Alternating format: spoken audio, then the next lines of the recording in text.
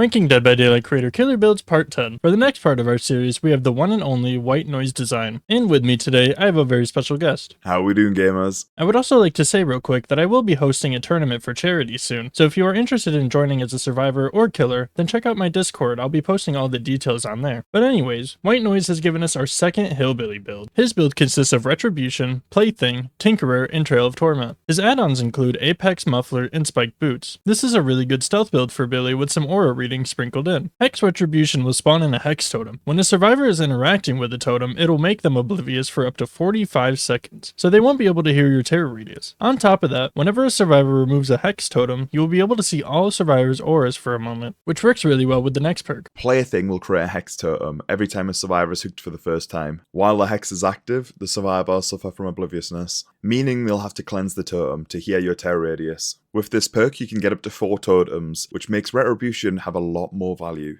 Pairing these with Tinkerer adds even more stealth and counters gen progression. When a generator reaches 70% progress, you will gain undetectable, so your terror radius won't be heard, and you will be able to see the generator for a moment. This works really well on Billy since he can travel across the map, so you can zoom over to the generator and catch survivors off guard. Trail of Torment is going to add another layer of stealth to this build. When you kick a generator, this perk will stay active until that generator stops regressing. During that time, you will gain undetectable, so once again, no terror radius. However, survivors will see a gen highlighted in yellow, so if they start repairing it, this perk will deactivate.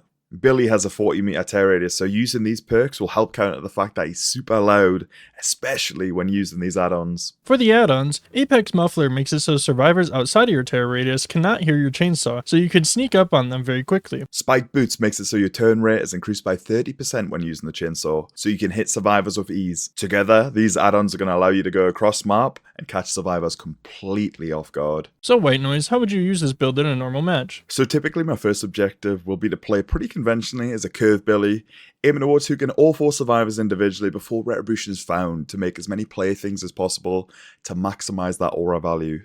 While doing this, I'll be on the lookout for Tinkerer activating, and if it does, I'll immediately leave chase for a snipe attempt on that gen. Always try to remember who's affected by a plaything, so you can mix in some Trail of Torment uses. Once the ball's rolling for my stealth, I can change my playstyle to become more of a Drift Billy, aiming for snipes.